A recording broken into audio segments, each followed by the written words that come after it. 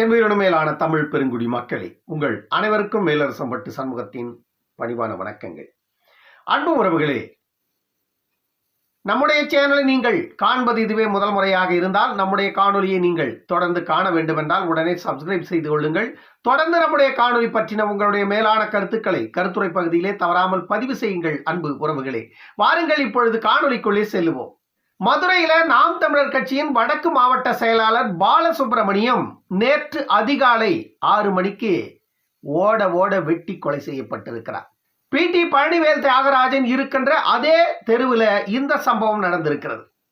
தமிழ்நாட்டில் சட்டம் ஒழுங்கு எந்த அளவிற்கு சீர்கெட்டு கிடக்கிறது என்பதற்கு இந்த அநீதியே மிகப்பெரிய சாட்சி. PT பழனிவேல் தியாகராஜன் ஒரு அமைச்சர். அவர் இருக்கின்ற இடத்துல இந்த அளவிற்கு சட்டம் ஒழுங்கு சீர்கெட்டு கிடக்கிறது அப்படின்னா சாமானிய மக்களின் நிலையை கொஞ்சம் மக்கள் யோசிச்சு பாருங்க. உயிரினும் மேலான தமிழ் பெருங்குடி மக்களே, உங்கள் அனைவருக்கும் மேலரசம்பட்டு சண்முகத்தின் பணிவான வணக்கங்கள்.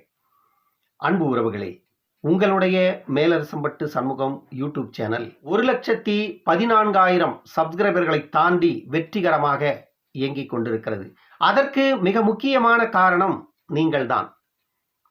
இந்த வெற்றியை நாம் அடுத்த கட்டத்தை நோக்கி எடுத்து செல்லுவதற்கு போதிய பொருளாதார வசதிகள் இல்லாததால தொடர்ந்து நாம் தவித்துக் கொண்டிருக்கிறோம். நம்முடைய சேனலின் வளர்ச்சியில் நீங்களும் பங்கெடுத்துக் கொள்ள வேண்டும் என்றால் தங்களால் இயன்ற பொருளாதார உதவியை செய்யுமாறு அன்போடு கேட்டுக்கொள்ளுகிறேன். உதவிகள் செய்ய விரும்புவோர் போன்பே அல்லது வங்கி கணக்குக்கு தாராளமாக நீங்கள் செய்யலாம். அதே வேளையில் நீங்கள் செய்கின்ற இந்த உதவி சமரசமின்றி தமிழகத்தில் இருக்கின்ற இந்த தீய சக்திகளை எதிர்த்து போராடுவதற்கும் கம்பீரமாக நாம் குரல் எழுப்புவதற்கும் அடுத்த தலைமுறைகளை நெறிபட இங்கே சீர்படுத்துவதற்கும் கண்டிப்பாக உதவும் என்று உங்களிடம் நான் உறுதியளிக்கிறேன். நன்றி, வணக்கம்.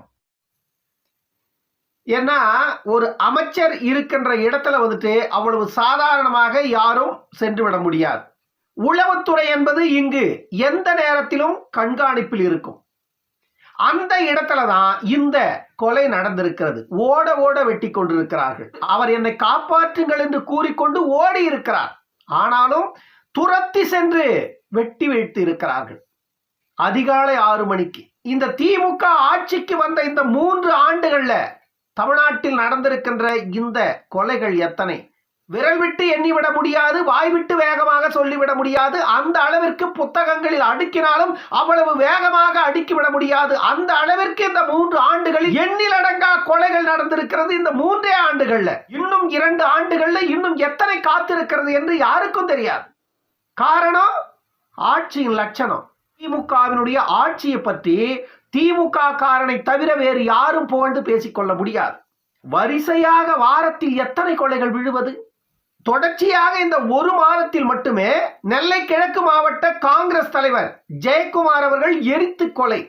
அதே போன்று சேலம் சண்முகம், எடப்பாடி அவருடைய நெருங்கிய நண்பர், எடப்பாடி அவருடைய நெருங்கிய தொடர்பில் இருந்தவர், எடப்பாடிக்கு மிகவும் நெருங்கியவர், அவர் வெட்டி படுகொலை செய்யப்படுகிறார்.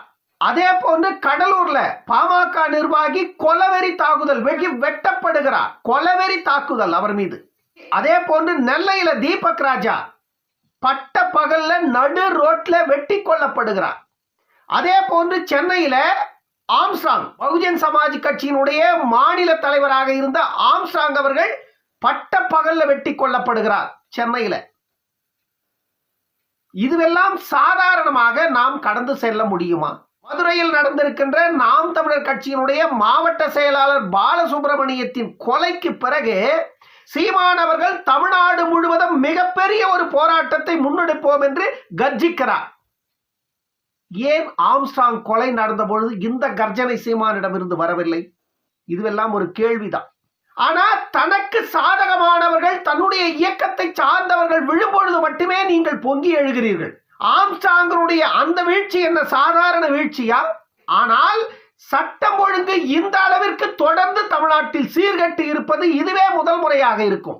தேசிய கட்சியின் தலைவரான ஆம்ஸ்ட்ராங் நம்ம எடுத்துக்கிட்டோம்னா அவர் ஒன்றும் சாதாரணமாக தனி மனிதராக உழவுகின்றவர்கள் அல்ல. அவர் இந்தியாவில் 3வது மிகப்பெரிய கட்சியாக இருந்த பகுஜன் சமாஜ் கட்சியினுடைய தமிழ் மாநில தலைவராக தொடர்ந்து 15 ஆண்டுகளாக இருந்த ஒரு மிகப்பெரிய ஆளுமை அவர். அவருக்கே தமிழ்நாட்டில் பாதுகாப்பு இல்லை. அவர் தனி மனிதராக எங்கும் உலவுவது கிடையாது. அவர் பின்னாடி எப்பொழுதுமே குறைந்தது 4-5 நபர்கள் இருக்கிறார்கள். எப்பொழுதுமே தற்காப்புக்காக தன் கையில் துப்பாக்கி வைத்துக் கொண்டிருப்பவர். அவருக்கே தமிழ்நாட்டில் பாதுகாப்பு இல்லை அப்படின்னா தமிழ்நாட்டில் இருக்கிற காவல்துறையும் உளவு பிரிவும் என்ன செய்கிறது? உளவு பிரிவு என்பது யார் யாரெல்லாம் எங்கெங்கு செல்லுகிறார்கள், இவர்கள் என்ன பேசுகிறார்கள், இந்த நடவடிக்கைகளை எல்லாம் யாருக்குமே தெரியாமல் இவர்கள் கண்காணிப்பதுதான் உளவு பிரிவு. ஒரு அரசியல் கட்சியின் தலைவருக்கு பின்னால தொடர்ந்து அவரை கண்காணித்திருக்கிறார்கள். இவர் வருவது போவது, எந்த நேரத்தில் வருகிறார், எந்த நேரத்தில் இவர் வீட்டுக்கு செல்லுகிறார், இவர் பின்னாடி எத்தனை நபர்கள் வருகிறார்கள், இதையெல்லாம் நோட்டமிட்டு அவரை வெட்டி வீழ்த்தி இருக்கிறார்கள் என்றால் காவல்துறையும் உளவு பிரிவும் தமிழ்நாட்டில் என்ன செய்து கொண்டிருக்கிறது? யோசிச்சு பாருங்க. ஏனென்றால் கடைசியாக இந்த 1 மாதத்தில் வெட்டி வீழ்த்தப்பட்டவர்கள் எல்லோருமே சாதாரண மனிதர்கள் கிடையாது. நெல்லையில் வீழ்த்தப்பட்ட ஜெயக்குமாராக இருந்தாலும், சேலத்தில் வீழ்த்தப்பட்ட சண்முகமாக இருந்தாலும், கடலூரில் வெட்டப்பட்ட பாமக நிர்வாகியாக இருந்தாலும், இப்பொழுது மதுரையிலே வெட்டி கொல்லப்பட்டிருக்கின்ற பாலசுப்ரமணியாக இருந்தாலும், இவர்களெல்லாம் ஒரு அரசியல் பின்புலத்தை கொண்டவர்கள், அரசியல் கட்சியில ஒரு மிகப்பெரிய நிர்வாக பொறுப்பில் இருந்தவர்கள். இவர்களுக்கே தமிழ்நாட்டில் பாதுகாப்பு இல்லை அப்படின்னா சாமானிய மக்களின் நிலையை சற்று எண்ணி பாருங்கள். வாக்களித்த மக்கள் தான் சிந்திக்கணும். ஆனால் தமிழ்நாட்டினுடைய முதலமைச்சர் தமிழ்நாட்டில் இப்படிப்பட்ட அநீதிகள், கொலை குற்றங்கள் செய்பவர்களை இரும்பு கரம் கொண்டு அடக்குவோம் என்று சொல்லுகிறார். ஆனால் அந்த இரும்பு கரம் எங்கே போனது? கைலாங்கடையில போட்டீங்களா, அல்லது குப்பை தொட்டியில தொலைச்சிட்டீங்களா, அல்லது வைத்த இடம் தெரியாமல் தேடுகிறீர்களா? இரும்பு கரம் கொண்டு அடக்குவோம் என்று முதலமைச்சர் கர்ஜித்தது என்னைக்கு தெரியுங்களா? 2023ஆம் ஆண்டு இதே போன்று கள்ளச்சாராயத்தில் 23 பேர் விழுப்புரம் மாவட்டத்திலே இறந்து போனாங்க. 23 பேருடைய வழக்கு சிபிசிஐடிக்கு மாற்றப்பட்டது. அதன் பிறகு அந்த வழக்கு சிபிஐக்கு மாற்றப்பட்டது. அந்த நேரத்தில் தான் தமிழக முதலமைச்சர் தமிழ்நாட்டில் சட்டம் ஒழுங்கு கட்டுக்கோப்பாக இருக்கிறது, கள்ளச்சாராய கும்பல் உட்பட கொலை குற்றங்கள் செய்கின்ற எந்த ஒரு நபராக இருந்தாலும் இரும்பு கரம் கொண்டு அடக்குவோம் என்று தமிழக முதலமைச்சர் அப்பொழுதுதான் கர்ஜித்தார், முழங்கினார். அது ஆண்டுகள் முடிந்து போனது. இப்பொழுது கள்ளக்குறிச்சி மாவட்டத்தில் கள்ளச்சாராயத்தால 67 பேர் இறந்து போனாங்க. தமிழக காவல்துறையும் உளவு பிரிவும் என்ன செய்கிறது? தமிழகத்தில் உள்ள சட்டமன்ற உறுப்பினர்களோ, பாராளுமன்ற உறுப்பினர்களோ, அல்லது திமுகவுடைய பொறுப்பாளர்களோ என்ன செய்யறாங்க? அவங்க தான் கள்ளச்சாராயத்தை விற்கிறாங்க. சட்டம் ஒழுங்கு சீர்கட்டு போனதுன்னா யாரை போய் நம்ம கேட்கறது? தமிழக அரசை தான் கேட்கணும். ஆனா தமிழக அரசு தான் இத்தனை தவறுகளையும் செய்யுது. இதற்கு முழு பொறுப்பை ஏற்க வேண்டியவர் யார்? தமிழக முதலமைச்சர் தான் ஏற்கணும். ஆனா ஐயா மு.க. ஸ்டாலின் அவர்கள் என்ன செய்யறாரு? கள்ளக்குறிச்சியில அவ்வளவு பெரிய மரண ஓலம் இன்னைக்கு வரைக்கும் இன்னும் அடங்கல. 10 லட்சம் குடும்பத்துக்கு அறிவிச்சிட்டாரு. அவர் சென்னையில ஜென்டில்மேன் மாதிரி இருக்கிறார். இதுவரைக்கும் அந்த கள்ளக்குறிச்சி சம்பவத்தை பத்தி அவர் எட்டி போய் பார்க்கல. அதன் பிறகு நடந்த விக்கிரவாண்டி தொகுதி இடைத்தேர்தலில் திமுகவிற்கு 1,23,000 பேர் வாக்களித்து திமுகவினுடைய வேட்பாளரை வெற்றி பெற செய்கிறாங்க. நாடு எதை நோக்கி சென்று கொண்டிருக்கிறது? கள்ளக்குறிச்சி கருணாபுரத்துல சுரேஷ்ங்கிற அந்த ஒரு நபர் முதல்ல கள்ளச்சாராயம் குடிச்சு இறக்கிறார். உடனடியாக எதனால இவர் இறந்தார் என்பதை உடனடியாக ஆய்வு செய்து இவர் கள்ளச்சாராயம் குடித்துதான் இறந்திருக்கிறார் என்ற அந்த தகவலை உண்மையாக அங்கு வெளியிட்டு இருந்தா அடுத்தடுத்த பலிகள் அங்கு ஏற்பட்டிருக்கார். ஆனா இவங்க என்ன பண்ணாங்க? கள்ளச்சாராயம் என்ற அந்த வார்த்தையை அப்படியே மூடி மறைக்க பார்த்தாங்க. ஆனா அதன் விளைவுதான் அந்த இறப்புக்கு வந்தவர்கள் அதே கள்ளச்சாராயத்தை குடித்து பிறகு 2 பேர் இறந்து போறாங்க. அந்த 2 பேர் இறந்து போன பொழுதாவது மாவட்ட ஆட்சித்தலைவர் வந்துட்டு ஆய்வு செய்தார். ஆய்வு செய்த பொழுதாவது இந்த கள்ளச்சாராயத்தை குடித்துதான் இவர் இறந்திருக்கிறார் என்ற தகவலை அங்கு வெளியிட்டு இருந்தாலும் மீண்டும் அடுத்தடுத்த மரணங்களை தடுத்திருக்க முடியும். அதையும் செய்ய தவறியது மாவட்ட ஆட்சித்தலைவனுடைய அரசுக்கு விசுவாசம். அதன் பிறகு நடந்தது என்ன? அந்த 2 மரணத்திற்கும் வந்தவர்கள் தொடர்ச்சியாக குடிக்க அடுத்தடுத்து ஒரே நாளில் 27 உயிர் பலிகளை ஒரே கிராமம் சந்தித்தது. கடைசியாக 67 மரணங்கள் கருணாபுரம் அதன் சுத்தி பக்கத்தில் இருக்கிற கிராமங்கள் எல்லாம் சேர்த்து. இதற்கெல்லாம் தமிழக அரசு என்ன பதில் சொல்லிவிடப் போகிறது? அந்த வழக்கை சிபிஐக்கு மாற்றுங்கள் என்று டாக்டர் அன்புமணி அவர்கள் தொடர்ந்து அரசுக்கு அழுத்தம் கொடுக்கிறார். ஆனால் அரசு செவி சாய்க்கவில்லை. சிபிசிஐடியிடம் அந்த வழக்கை கொடுத்திருக்கிறது. சிபிசிஐடி என்ன பண்ணும்? சிபிசிஐடி என்பது தமிழக காவல்துறையின் ஒரு பிரிவு. தமிழக காவல்துறை அதிகாரிகளே அதில் குற்றவாளிகளாக இருக்கிறார்கள். தமிழகத்தின் அரசியல்வாதிகளே அதில் குற்றவாளிகளாக இருக்கிறார்கள். தமிழகத்தில் உள்ள ஆட்சியாளர்களே இதில் குற்றவாளிகளாக இருக்கிறார்கள். இவர்களை தமிழக காவல்துறை வெளிக்கொண்டு வருமா? இதற்குத்தான் மருத்துவர் அன்புமணி அவர்கள் சிபிஐக்கு இந்த வழக்கை மாற்றுங்கள் என்று கேட்கிறார். சிபிஐ என்பது மத்திய அரசினுடைய பிரிவு. சிபிசிஐடி என்பது தமிழக காவல்துறையின் ஒரு பிரிவு.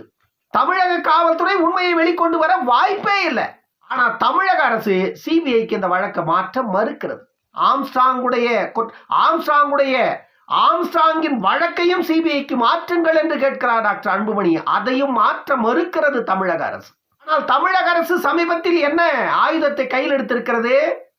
புதுக்கோட்டையில துரைசாமி என்பவரை என்கவுண்டர் பண்ணாங்க. சென்னையில ஆம்ஸ்ட்ராங் கொலை குற்றவாளியான திருவேங்கடத்தை என்கவுண்டர் பண்ணாங்க. இந்த என்கவுண்டர் எல்லாம் நடத்தப்பட வேண்டியதா என்றால் சென்னையில ஆம்ஸ்ட்ராங்குடைய கொலை குற்றவாளியான திருவேங்கடத்தை என்கவுண்டர் பண்ணுவதற்கான வாய்ப்பே இல்லை. ஏன்னா அவங்க எல்லாம் வந்துட்டு சரண்டர் ஆயிட்டாங்க. அந்த குற்றவாளிகள் அவர்களுடைய காவல்துறை கட்டுப்பாட்டில் இருந்தாங்க. ஆனா அவன் வந்துட்டு அந்த குற்றவாளி வந்துட்டு தப்பித்து போனதாக ஒரு நாடகத்தை அரங்கேற்றி அவரை என்கவுண்டர் பண்றாங்க. தமிழ்நாட்டில் சட்டம் ஒழுங்கு மிகவும் வலிமையாக இருக்கிறது அப்படின்னு மக்களுக்கு காட்டுகிறது தமிழக அரசு. எல்லா இடங்களிலும் நாடகம். இதை நம்புகிறது தமிழகத்தில் ஒரு கூட்டம். திமுக ஆட்சிக்கு வந்த இந்த 3 ஆண்டுகள்ல தொடர் கொலை குற்றங்களை நாம் சந்தித்துக் கொண்டே இருக்கிறோம், பார்த்து கொண்டே இருக்கிறோம். ஆனால் நாம் திருந்தியதாக இல்லை. மீண்டும் திமுகவுக்கு தொடர்ந்து வாக்களிக்கிறோம். அதன் பிறகு நாம் திமுகவை குற்றம் சொல்லிட்டு இருக்கிறோம். அவங்க குற்றவாளின்னு தெரியுது. அவங்களை அதிகாரத்திலிருந்து வெளியெடுக்கிறதான முதல் வேலையா இருக்கணும். குற்றம் செய்கின்ற நபரை நீங்க அதிகாரத்தில் உட்கார வச்சுட்டு நாம தொடர்ந்து அவர்களை எதிரிலிருந்து பேசிக் கொண்டிருப்பதில் பயனே இல்லை. அதிகாரத்தை பிடுங்கினால் அத்தனையும் மாறிவிடப் போகிறது. அதிகாரத்தை தொடர்ந்து அவர்கள் கையில் கொடுத்து விட்டு நடக்கின்ற குற்றங்களை பற்றி நாம் எண்ணி புலம்பிக் கொண்டிருப்பதில் எந்த பிரயோஜனமும் கிடையாது. மதுரையில் நடந்த இந்த பாலசுப்ரமணியத்தின் கொலையோடு முடிந்து விடுமா அப்படின்னா இல்ல. அடுத்தடுத்த கொலை சம்பவங்கள் மீண்டும் மீண்டும் நாம் பார்த்து கொண்டுதான் இருக்க போகிறோம். பேப்பரை திறந்தா வன்முறை செய்திகளா இருக்கிறது. ஒரு டிவியை வச்சா வன்முறை செய்திகளா ஓடுது. குறைந்த இடத்தில் நல்ல செய்திகளை பார்க்க முடிகிறது, காதில் கேட்க முடிகிறது. தமிழ்நாட்டினுடைய அரசியல் இந்த அளவிற்கு கேடுகட்ட நிலையில் இருக்கிறது என்பதை தயவு செய்து மக்கள் புரிஞ்சுக்கிங்க. இதை பற்றி கொஞ்சம் சிந்திச்சு பாருங்க. இதற்கெல்லாம் யார் காரணம்? ஆட்சிதான் காரணம். உளவுத்துறை என்பதை சாதாரணமாக நம்ம எடுத்துக்கொள்ள முடியாது. ஆனால் அந்த உளவு பிரிவு அரசியல் தலைவர்களுக்கே பாதுகாப்பு கொடுக்கல அப்படின்னா சாமானிய மக்கள் ஒண்ணுமே பண்ண முடியாது. நல்லா யோசிச்சு பாருங்க. ஒரு வாரத்துக்கு முன்னாடி சென்னையில அவ்வளோ பெரிய அரசியல் தலைவரை வெட்டி வீழ்த்திட்டாங்க. அடுத்து ஒரே வாரத்துல மதுரையில ஒரு அரசியல் கட்சியின் மாவட்ட தலைவரை வெட்டி வீழ்த்துறாங்க. எப்படி வருகிறது தைரியம்? இவர்கள் எல்லாம் மனிதர்கள் தானா? இவருடைய மனநிலை எப்படி இருக்கிறது? தமிழ்நாட்டில் கூலி படைகள் தொடர்ந்து பெருகிக் கொண்டே இருக்கிறது. இதையெல்லாம் கட்டுப்படுத்த வேண்டிய இடத்தில் இருக்கின்ற அதிகார வர்க்கம் கண்டுகொள்ளவே இல்லை. இப்ப இந்த சம்பவங்களை எல்லாம் பற்றி நம்ம பேசுறோம் அப்படின்னா திமுக காரங்க அப்படியே பொத்துக்கிட்டு வரும் கோபம். ஆனா அவன் சிந்திக்க மாட்டான். இன்னைக்கு அவனுக்கு நடக்கிறது நாளைக்கு நமக்கு நடக்காதுன்னு என்ன நிச்சயம் அப்படின்னு அவன் சிந்திக்க மாட்டான். ஏன்னா கட்சி விசுவாசம், கட்சி பாசம், கட்சி தலைவர் மீது இவர்களுக்கு இருக்கின்ற அன்பு. முதல்ல ஒரு அரசாங்கம் செய்ய வேண்டிய அடிப்படை தேவை என்ன அப்படின்னா கல்வியும் சுகாதாரமும் மக்களின் பாதுகாப்பு. இதுதான் மக்களுக்கு முதல்ல வேணும். பாதுகாப்பு இல்லாத மாநிலத்துல யாருமே வாழ விரும்ப மாட்டாங்க. உங்களுக்கு அவர்கள் வாக்களித்திருக்கலாம், அந்த வாக்கை கொண்டு நீங்கள் அதிகாரம் பெற்றிருக்கலாம், அந்த அதிகாரத்தை கொண்டு எல்லாவற்றையும் நீங்கள் கையாளலாம். ஆனால் இந்த மக்கள் உங்களை வெறுக்க தொடங்கிவிட்டால் எல்லா அதிகாரமும் கைவிட்டு போய்விடும். எதுவுமே நிரந்தரமானது அல்ல. சிந்திக்க வேண்டியது ஆட்சியாளர்களும் சாமானிய மக்களும். ஏன்னா ஆட்சியாளர்களை அமர்த்தியது வாக்களித்த மக்கள். சாமானிய மக்கள் சிந்தித்து ஆட்சியாளருடைய செயல்பாட்டை நீங்கள் கண்காணிக்க தவறிட்டீங்கன்னா நாளைக்கு உங்களுக்கே பாதுகாப்பு இருக்காது. இன்னொரு காணொலியில் சந்திக்கும் வரை உங்களிடமிருந்து விடைபெற்றுக் கொள்வது மேலரசம்பட்டு சண்முகம். நன்றி, வணக்கம் அன்பு உறவுகளே.